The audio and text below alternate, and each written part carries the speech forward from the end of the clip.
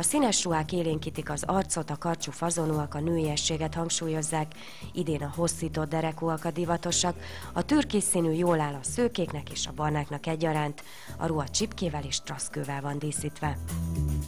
Tülből készült, és a tül maga egy nagyon divatos anyagnak tekinthető. Nem új keletű maga az anyag, de a különböző feldolgozása az idénre, tavalyra és jövőre is azt gondolom, hogy bennmarad a divatvilágban.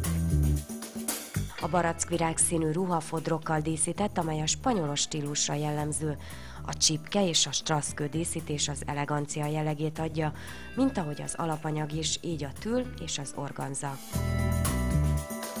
Kifejezetten egy nagy volumenű ruhának mondanám, feketével kombinálva, így még egy kis extrém jelleget is adott. Ez egy atipikusnak mondható ruha abból a szempontból, hogy nagy, hosszított derekú, csillogós, tehát tényleg igazi lányálom. A finom, könnyű anyagokat szeretik a lányok, mindemellett a nagy hatás és a belépésnek az állogát keresik. A csillogó vagy a nagyon letisztult között, tehát nagyon átmenet nincs. A lila szín az idei és a jövő év színe.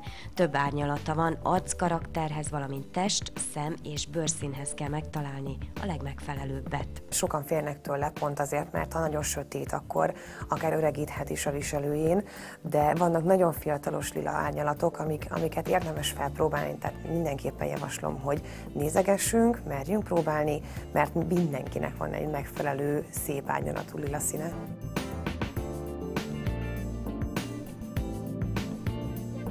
Alapvetően a pál nélküli ruháknak a korszakát éljük, nem szeretik nagyon takargatni magukat a lányok, ezt ugye megfigyelhetjük a nyári viseletekben is.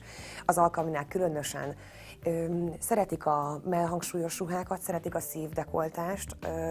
Elsősorban azoknak a lányoknak ajánlok szívesen szívformájú felsőrészt, akinek mellbősége az megengedi. Általában a kisebb menő lányoknak az egyenes preferált, és a húzások azok kifejezetten karcsúsítanak. Legalább 4 réteg tül része van egy bélése, és különböző anyagok vannak még alárejtve technikailag.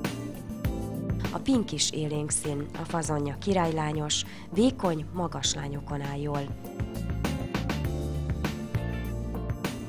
Ez a fényes tül, látszik is a csillogásán, hogy egy nagyon kis finom anyag. A fekete szín szinte minden nő kedveli, mert vékonyít és elegáns, ezüsttel van kombinálva, a mellrész húzott, a nagy estéiken megállja a helyét.